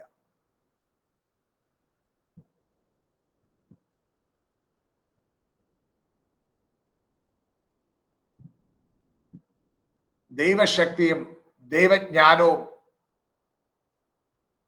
ആയ ക്രൂശിന്റെ വചനം അത് ചിലർക്ക് ഭോഷത്വമായി. മറ്റ് പ്രശ്നം, സുവിശേഷ സന്ദേശവാഹകർ ഈ സുവിശേഷവുമായി പോകുവാൻ ദൈവം തിരഞ്ഞെടുത്തത് ബലവാന്മാരെയോ കുലീനന്മാരെയോ ആയിരുന്നില്ല. The preachers of the gospel were not wise, nor mighty, nor noble. സാധാരണ ജനങ്ങളെ സുവിശേഷത്തിന്റെ സന്ദേശവാഹകരായി ഗലീലക്കാരായ ചില മനുഷ്യരെ ദൈവം തിരഞ്ഞെടുത്തു. കർത്താവിന്റെ അപ്പോസ്തലന്മാരിൽ പൗലോസ് ഒഴികെ വേറെ ആരെങ്കിലും വലിയ ജ്ഞാനിയായിരുന്നു എന്ന് കരുതുവാൻ സാധിക്കില്ല. പൗലോസ് തീർച്ചയായിട്ടും ജ്ഞാനിയായ ഒരു വ്യക്തിയായിരുന്നു. ബാക്കി 12 അപ്പോസ്തലന്മാരെ തിരഞ്ഞെടുത്തത് എല്ലാം സാധാരണക്കാരായ ആൾക്കാരായിരുന്നു. ഒരു ചുങ്കക്കാരനായ മത്തായി ഉണ്ടായിരുന്നു, ലേവി മത്തായി. അവൻ അല്പം കണക്ക് കൂട്ടാനൊക്കെ അറിയാതിരിക്കാം. ഫിലിപ്പോസിന് സ്വല്പം കണക്ക് കൂട്ടാനൊക്കെ അറിയാവുന്ന ആളാണ്. എന്നാൽ അവർ മിക്കപേരും ആ ഗലീല കടലിൽ മീൻ പിടിച്ച് നടന്നവരും അങ്ങനെയുള്ള സാധാരണക്കാരായ ആൾക്കാരായിരുന്നു. ലോക ചരിത്രത്തിൽ ആ അറിയപ്പെടുന്ന വ്യക്തികൾ എന്ന് പറയുന്നത് ഒന്ന് തങ്ങളുടെ വിദ്യാഭ്യാസം കൊണ്ടോ ബുദ്ധി വൈഭവം കൊണ്ടോ അവരുടെ പാരമ്പര്യങ്ങളുടെ പിൻബലം കൊണ്ടോ ഒക്കെ അറിയപ്പെടുന്നവരായി തീർന്നവരാണ്. എന്നാൽ സുവിശേഷത്തിന്റെ സന്ദേശവാഹകരെ അപ്പോസ്തലന്മാർ തുടങ്ങി സകല ശിഷ്യന്മാരും ലോകാഭിപ്രായ പ്രകാരം ജ്ഞാനികൾ ഏറെയില്ല, ബലവാന്മാർ ഏറെയില്ല, കുലീനന്മാരും ഏറെയില്ല എന്ന് 26-ാം വാക്യത്തിൽ പറയുന്നത് പോലെ ലോകത്തിന്റെ ദൃഷ്ടിയിൽ നോക്കിയാൽ അവരെല്ലാം ഓർഡിനറി പീപ്പിൾ. അത് സംബന്ധിച്ച് പറയുകയാണ്, ജ്ഞാനികളെ ലജ്ജിപ്പിപ്പാൻ ദൈവം ലോകത്തിൽ ഭോഷത്വമായത് തിരഞ്ഞെടുത്തു. ബലമുള്ളതിനെ ലജ്ജിപ്പിപ്പാൻ ബലഹീനമായത്, കുലീനതയുള്ളതിനെ ലജ്ജിപ്പിപ്പാൻ കുലഹീനമായത്, നികൃഷ്ടമായത്, ഏതുമില്ലാത്തതിനെ ദൈവം തിരഞ്ഞെടുത്തു.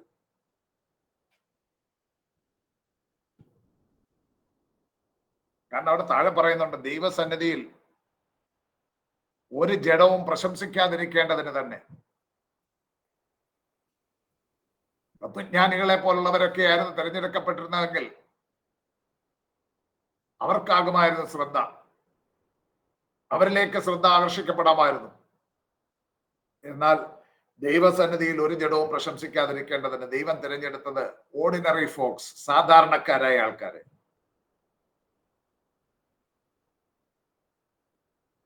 കൊരിന്ത്യ സഭയിൽ ചിലർക്ക് ദൈവിക വഴി ഭോഷത്വമായി തീർന്നു. കാരണം സുവിശേഷത്തിന്റെ സന്ദേശം അവർക്ക് ഭോഷത്വമായി തോന്നി. സുവിശേഷത്തിന്റെ സന്ദേശവാഹകർ അവർക്ക് ഭോഷന്മാരായി തോന്നി.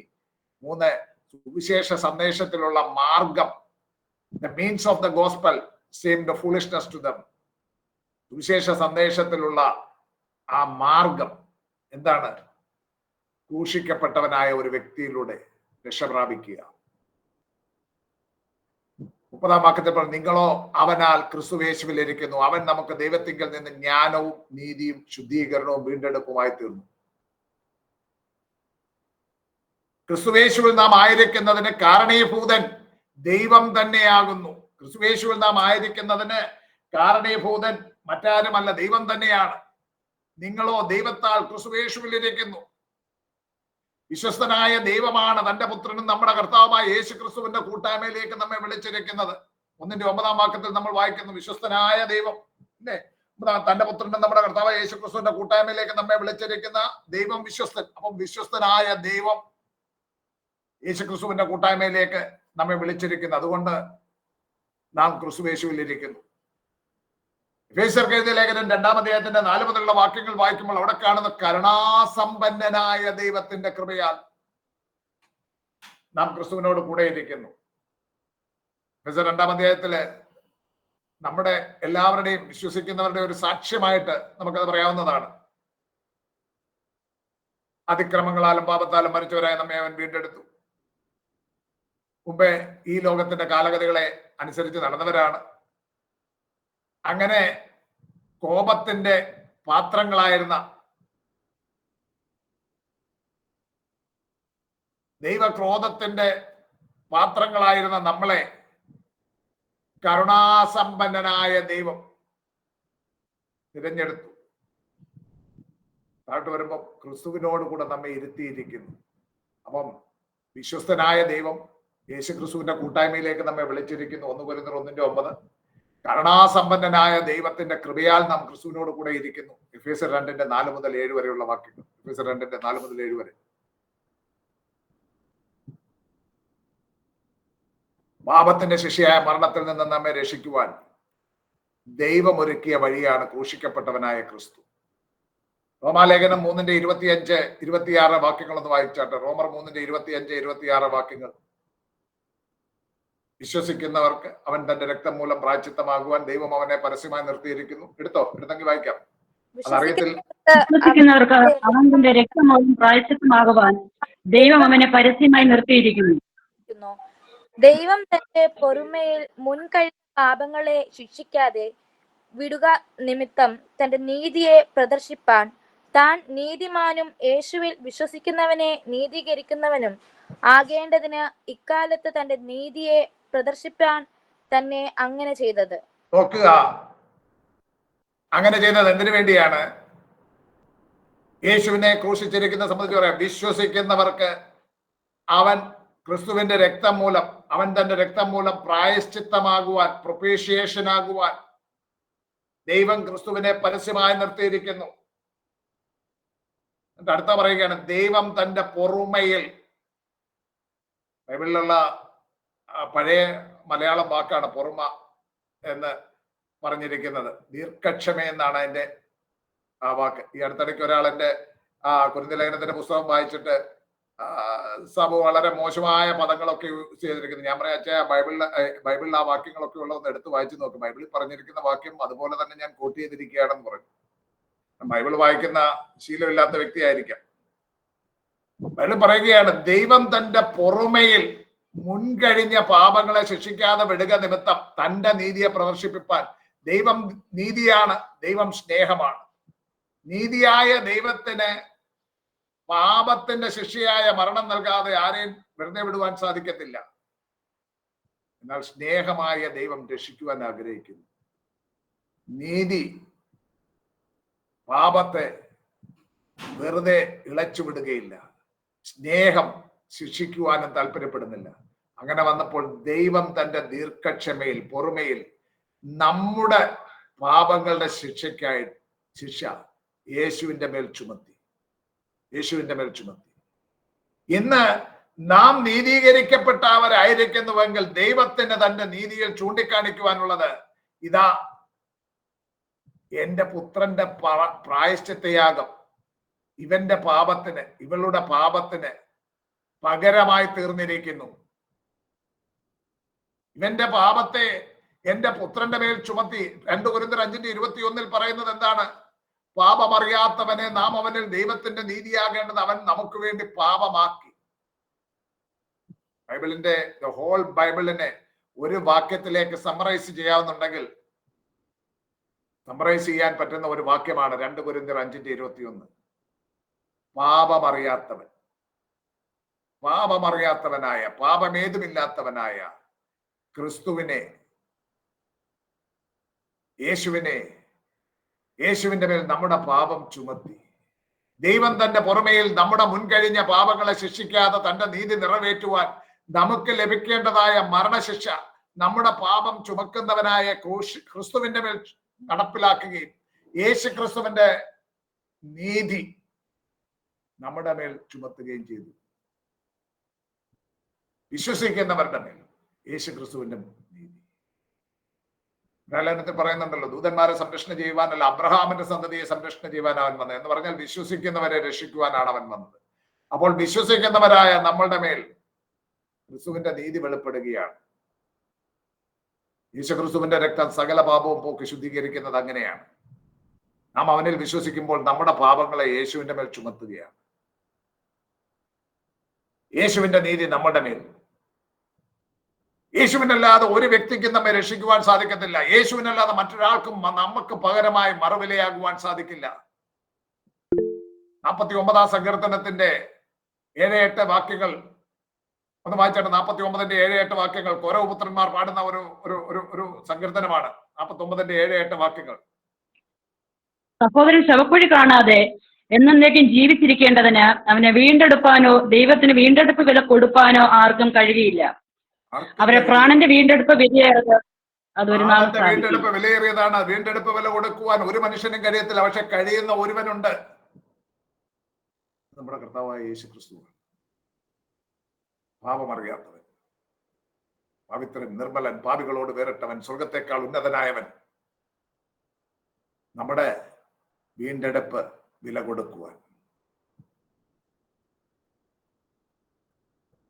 മർക്കോസ് എഴുതിയ സുവിശേഷം 10-ാം അധ്യായത്തിന്റെ 45-ാം വാക്യം ഒന്ന് വായിച്ചു. മർക്കോസ് 10:45.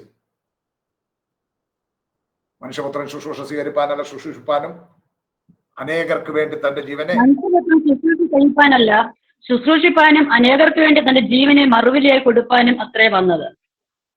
അനേകർക്ക് വേണ്ടി തന്റെ ജീവനെ മറുവിലയായി. യേശു ക്രിസ്തുവിന്റെ രക്തം നമുക്ക് പകരമായി മറുവിലയായി അർപ്പിക്കപ്പെട്ടിരിക്കുകയാണ്. എവിടെയാണ് അർപ്പിക്കപ്പെട്ടിരിക്കുന്നത്?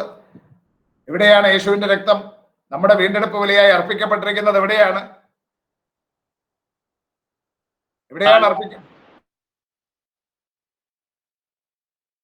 പറഞ്ഞോളുക. പഴയ സ്റ്റുഡൻസിനൊക്കെ അറിയേണ്ടതാണ്. കഴിഞ്ഞ സെമസ്റ്ററിൽ ഞാൻ പഠിപ്പിച്ചപ്പോൾ പറഞ്ഞ ഒരു കാര്യമാണത്. കാരണം ഈ കാര്യത്തിൽ ഒത്തിരി ഹെറസീസ് ഉള്ളത് കൊണ്ടാണത് വെളിപ്പെടുത്തേണ്ടത്. യേശുക്രിസ്തുവിന്റെ രക്തം നമുക്ക് മറുവിലയായി അർപ്പിക്കപ്പെട്ടിരിക്കുന്നു. മറുവിലയായി കൊടുത്തത് ആർക്കാണ്? എവിടെയാണ് അർപ്പിച്ചിരിക്കുന്നത്? കാൽവറിയിൽ ചൊരിഞ്ഞ രക്തം, അത് നമുക്ക് മറുവിലയായി തീർന്നിരിക്കുന്നു. കാൽവറിയിൽ ചൊരിഞ്ഞ രക്തം മറുവിലയായി അർപ്പിക്കപ്പെട്ടിരിക്കുന്നു. എവിടെ? ആരുടെ മുൻപാകെ? ആർക്കാ വില കൊടുത്തത്? പിതാവായ ദൈവത്തിന്റെ മുമ്പാകെ നമുക്ക് വേണ്ടി. നമുക്ക് വേണ്ടി മറുവിലയായി കൊടുത്തു.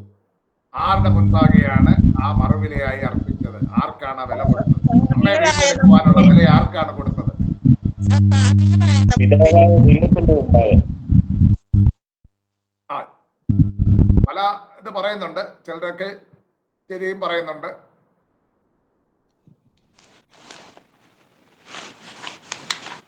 പറയൂ, നിങ്ങളുടെ എല്ലാവരുടെയും അഭിപ്രായം കേൾക്കട്ടെ. ആരുടെ മുൻപാകെ? നാം ആരുടെ അടിമത്തത്തിന് കീഴിലായിരുന്നു? പിശാചിന്റെ അടിമത്തത്തിന് കീഴിൽ. പിശാചിന്റെ അടിമത്തത്തിൽ നിന്ന് നമ്മെ വീണ്ടെടുത്ത് രക്ഷിക്കുവാനായി മറുവിലയായി അർപ്പിച്ചിരിക്കുന്നത്. ആർക്കാണ് മറുവില കൊടുത്തിരിക്കുന്നത്? പിതാവായ ദൈവത്തിന്. സാത്താൻ. അതാണ് ഞാൻ കേൾക്കാൻ ആഗ്രഹിച്ച തെറ്റ്. സാത്താന് മറുവില കൊടുത്തു എന്ന് പ്രസംഗിക്കുന്നവർ ഇന്നുണ്ട്. അതുകൊണ്ട് തന്നെയാണ് ഞാൻ അത് വീണ്ടും ചോദിച്ചത്. കഴിഞ്ഞ സെമസ്റ്റർ ഞാനത് പറഞ്ഞതാണ്. സാത്താൻ അല്ല കൊടുത്തിരിക്കുന്നത്. നീതിയാം ദൈവത്തിന്റെ മുൻപാകെയാണ് മനുഷ്യൻ പാപം ചെയ്ത് തെറ്റിപ്പോയിരിക്കുന്നത്. അതുകൊണ്ട് മനുഷ്യന് പ്രായശ്ചിത്തമായ മറുവിലയായി അർപ്പിക്കപ്പെട്ടിരിക്കുന്നത് നീതിയായ ദൈവത്തിന്റെ മുൻപാകെയാണ്. ഒന്ന് വായിക്കാം. എബ്രായ ലേഖനം 9-ാം അധ്യായം അതിന്റെ 11 മുതലുള്ള വാക്യങ്ങളൊന്ന് വായിച്ചാട്ട്. ക്രിസ്തുവോ വരുവാനുള്ള പുരോഹിതനായി വന്നിട്ട് കൈപ്പണി അല്ലാത്തതായി എന്ന് വെച്ചാൽ ഈ സൃഷ്ടിയിൽ ഉൾപ്പെടാത്തതായി വലിപ്പവും തികവുമേറിയ ഒരു കൂടാരത്തിൽ കൂടി ആട്ടുകൊറ്റന്മാരുടെയും പശുക്കളാക്കളുടെയും രക്തത്താലല്ല, സ്വന്തം രക്തത്താൽ തന്നെ ഒരിക്കലായിട്ട് വിശുദ്ധ മന്ദിരത്തിൽ പ്രവേശിച്ച് എന്നേക്കുമുള്ള ഒരു വീണ്ടെടുപ്പ് സാധിപ്പിച്ചു. ക്രിസ്തുവോ വരുവാനുള്ള നന്മകളുടെ മഹാപുരോഹിതനായി വന്നിട്ട്. പഴയ നിയമത്തിലെ മഹാപുരോഹിതന്മാർ എന്താണ് ചെയ്തിരിക്കുന്നത്? യോം കിപ്പൂർ എന്ന് പറയുന്ന 7-ാം മാസം 10-ാം തീയതി നടക്കുന്ന മഹാപാപ പരിഹാര യാഗത്തിന്റെ ദിവസം അവിടെ പുരോഹിതൻ തനിക്കും കുടുംബത്തിനു വേണ്ടി കാളയെ അർപ്പിച്ച് അതിന്റെ രക്തവും ജനത്തിന്റെ പാപങ്ങൾക്ക് വേണ്ടി ഒരു കോലാട്ടുകൊറ്റന്റെ രക്തവുമായിട്ട് അതിപരിശുദ്ധ സ്ഥലത്തേക്ക് കടന്നുപോകും. വിറയലോടുകൂടെ കടന്നുപോകും. അവിടെ കടന്നുപോയി തനിക്കും ജനത്തിനും വേണ്ടി പാപപരിഹാരത്തിനുള്ള യാഗ രക്തം അർപ്പിച്ചിട്ട് കൃപാസനത്തിന്മേൽ അത് തളിച്ചിട്ട് മടങ്ങി വരും. ഇവിടെ ഇതാ ഒരു മഹാപുരോഹിതൻ, വരുവാനുള്ള നന്മകളുടെ മഹാപുരോഹിതൻ കൈപ്പണിയല്ലാത്തതായ ഒരു മന്ദിരത്തിലേക്ക്, ഈ സൃഷ്ടിയിൽ ഉൾപ്പെടാത്തതായ ഒരു മന്ദിരത്തിലേക്ക്, വലിപ്പവും തികവുമേറിയ ഒരു കൂടാരത്തിൽ കൂടെ ആട്ടുകൊറ്റന്മാരുടെയും കാളകളുടെയും രക്തത്താലല്ല, സ്വന്തം രക്തത്താൽ തന്നെ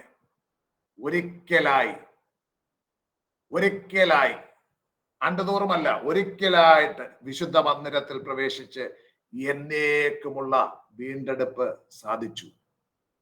എന്നേക്കുമുള്ള വീണ്ടെടുപ്പിന് വേണ്ടി തന്റെ വിശുദ്ധ രക്തം അർപ്പിച്ചിരിക്കുന്നത് പിതാവിന്റെ സന്നിധിയിലാണ് മറുവിലയെ അർപ്പിച്ചിരിക്കുന്നത്. മനുഷ്യൻ പാപം ചെയ്തപ്പോൾ അവൻ കടക്കാരനായി തീർന്നത് പിശാചിനല്ല. പിശാചിന്റെ അടിമത്തത്തിലേക്ക് അവൻ പോയെങ്കിലും അവൻ കടക്കാരനായി തീർന്നത് ദൈവത്തിന്റെ മുൻപാകെയാണ്. ദൈവത്തിന്റെ നീതിയുടെ ലംഘനം നടത്തിക്കൊണ്ട് ദൈവത്തിന്റെ മുൻപാകെ പാപം ചെയ്തത് കൊണ്ട് അവന്റെ വീണ്ടെടുപ്പിനുള്ള വില നീതിയാം ദൈവത്തിന്റെ മുൻപാകെയാണ്. യേശു ക്രിസ്തു വരുവാനുള്ള നന്മകളുടെ മഹാപുരോഹിതനായി കടന്നുപോയിട്ട് തന്റെ വിശുദ്ധ രക്തം അർപ്പിച്ചുകൊണ്ട് നമ്മുടെ വീണ്ടെടുപ്പ് സാധിപ്പിച്ചിരിക്കുന്നത്. ഇങ്ങനെ നിന്നാൽ പറ്റത്തില്ല, മുന്നോട്ട് പോകണം. 31-ാം വാക്യത്തിൽ പറയുന്നത്, പ്രശംസിക്കുന്നവൻ കർത്താവിൽ പ്രശംസിക്കട്ടെ. ഇർമ്യാ പ്രവാചകന്റെ പുസ്തകത്തിൽ നിന്നുള്ള ഒരു ഉദ്ധരണിയാണത്.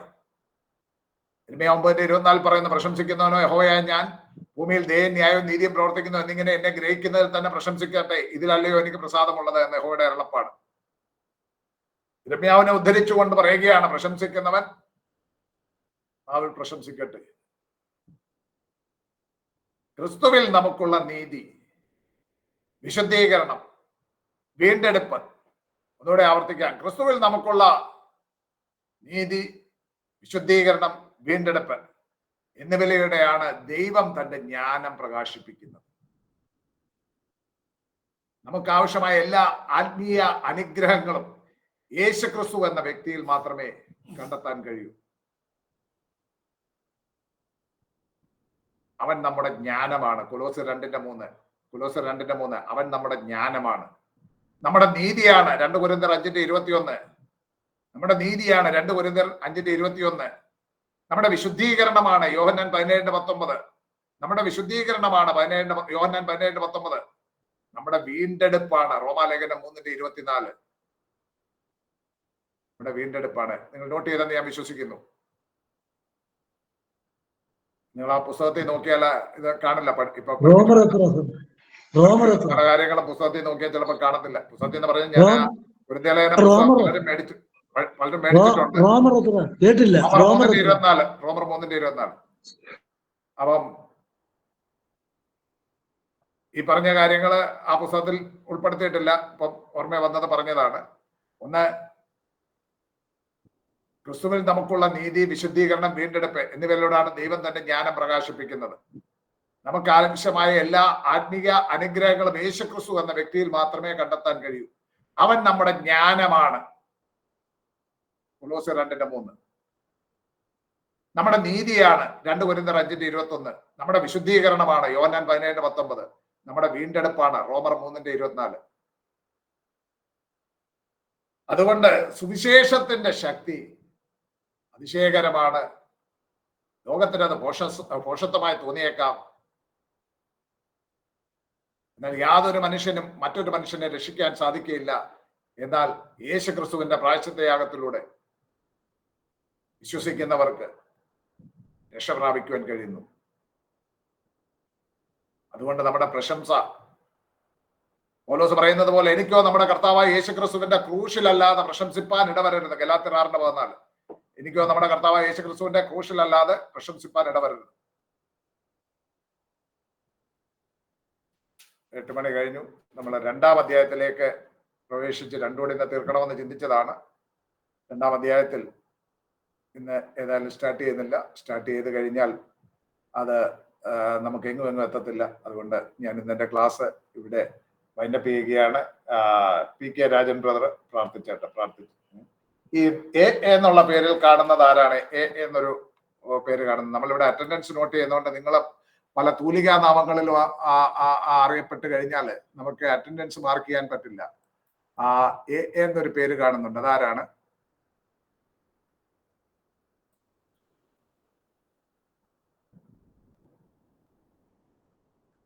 അദ്ദേഹം കേൾക്കുന്നില്ലായിരിക്കും. ഓണാക്കി വെച്ചിട്ട് സ്ഥലം വിട്ടാന്ന് തോന്നുന്നു. ആട്ടെ, നമുക്ക് പി കെ രാജൻ ബ്രദർ പ്രാർത്ഥിച്ചോട്ടെ. പിതാവേ, ഈ സന്ധ്യാസമയത്ത് ഇതിനെ പഠിക്കുവാൻ കർത്താവേ, ഞങ്ങൾക്ക് എല്ലാവർക്കും ദൈവയുടെ കൃപ വന്നതിനായി സ്തോത്രം ചെയ്യുന്നു കർത്താവേ. ഹല്ലേലൂയ. വചനത്തിന്റെ കർത്താവെ പോൽ തിരിച്ചു തന്ന സാറിനായി പ്രാർത്ഥിക്കുന്നു കർത്താവേ. സാറിനെ കുടുംബത്തെ ദൈവം അനുഗ്രഹിക്കുമാറാകണം. മറ്റുള്ള സാറുമാരെയൊക്കെ ഓർത്ത് പ്രാർത്ഥിക്കുന്നു. സൗഖ്യം, ആരോഗ്യം, ദീർഘായുസ്സും കൊടുക്കണമേ എന്ന് പ്രാർത്ഥിക്കുന്നു എല്ലാവർക്കും. കർത്താവേ സ്തോത്രം ചെയ്യുന്ന കർത്താവേ, പഠിക്കുന്ന ഞങ്ങൾക്ക് കർത്താവേ സ്തോത്രം ചെയ്യുന്നു.